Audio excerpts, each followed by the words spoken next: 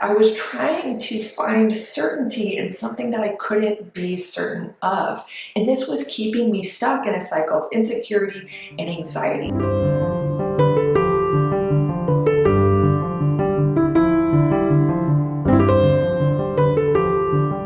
Hey dancers, it's Kirsten and welcome back to the Confident Dancer YouTube channel or podcast if you're listening there. Today, I'm going to talk about a really important aspect of building authentic confidence as a dancer that few people understand and few people talk about. And I am willing to bet this is actually a pretty cornerstone aspect, like central pillar, in other words, of the process of building confidence that's real and sustainable for you as a dancer. You know, confidence that helps you not only feel good about yourself, but also really confident in your abilities, where you're going. You know, it helps you to take up space and dance confidently to your fullest potential consistently. By the way, if you don't know me, welcome.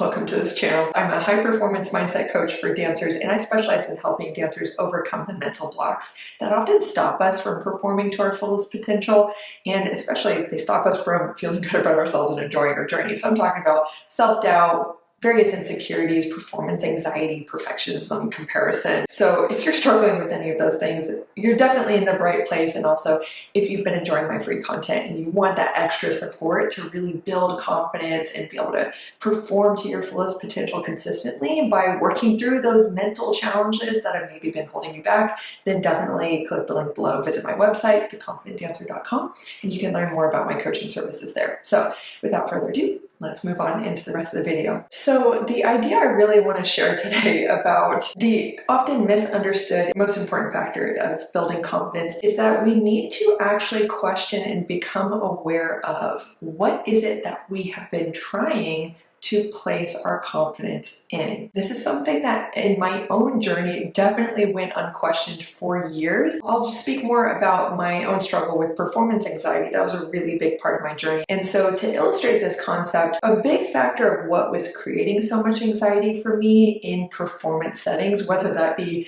a rehearsal where I knew I was really being watched, or definitely a performance, or even an audition, what was going on for me is I didn't know this at the time, but so much anxiety was coming up because I felt at the time that in order to feel comfortable and confident going out on the stage, I had to be nearly 100% certain that I wouldn't make a big mistake. And so it was actually my obsession with this certainty of, okay, I just want to make sure I'm not going to mess up, or I want to make sure that I'm going to do a good job, or something bad won't happen, or I won't disappoint my teachers, or I'll get the contract at the audition. I was trying so hard to be certain about something, whether that be that I won't make a mistake, which is not reasonable, or that I'm going to get the contract, which I'm not really fully in control of that outcome. I could do the best dancing of my life and still not be what they're looking for, or that my teacher will be happy with me. These are things that are at best only partially within my control. But I felt so much pressure that I was trying to find certainty in something that I couldn't be certain of. And this was keeping me stuck in a cycle of insecurity and anxiety. Maybe it's not anxiety for you, but perhaps it's uncertainty or this nagging feeling that you're not good enough as a dancer. And so what can really help you to start to take that first step towards building more confidence as a dancer is stopping to question, what are you trying to feel certain about in order to feel confident? For a lot of dancers, we have very vague answers to that question that might come to mind, like, well, I just want to be sure that I'm a good dancer, or that I will be good enough to be a professional one day. Those are totally normal responses. However, notice that in the first example, trying to be sure that you're a good dancer, or trying to be secure in your abilities, or certain of your abilities, confident in your abilities, whatever that is, it's kind of vague. Like, what does it actually mean to be a good dancer? How far are you from that definition of good in your own mind? How reasonable is your definition of good? Is it being one of the best dancers in the room? Again, at best, that's only partially in your control. You know, Natalia Osipova could theoretically show up in your class, or some wildly talented dancer that's destined for like stardom. They can show up in your class or be accepted into your program or get a contract in your company. And then you might have felt like the top dog at one point,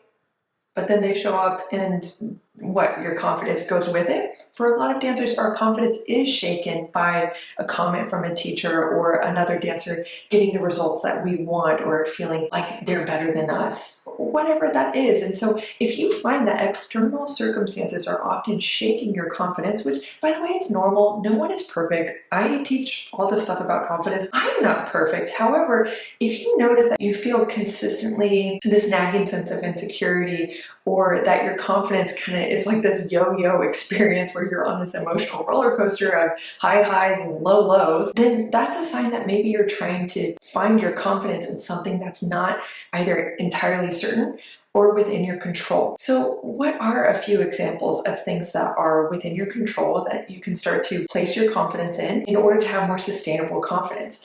It's things like, the simple stuff, focusing on what is within your control and what you can do, especially focusing on creating meaningful, personally achievable and meaningful outcomes for you. So in my example of having massive performance anxiety and having very little confidence at that time in my ability to perform well on the stage, what really helped me to start to let go of that, and this genuinely changed so much for me, is I first asked that question that I posed to you earlier on in this video. What am I trying so hard to be sure about in order to feel comfortable going on the stage? And for me, it was that I would not make a big mistake. Trouble is, I had struggled so much with anxiety and having a hard time coping with a lot of pressure I was going through at the time. And I had made mistakes that I found to be very embarrassing and that I regretted previously. So my brain was holding on to that evidence of like, well, it happened before, so it can happen again. And because I was trying so hard to be like, okay, that's not gonna happen again, it's gonna be okay, but my brain was holding on to that real evidence from the past, it was keeping me stuck in this loop of like,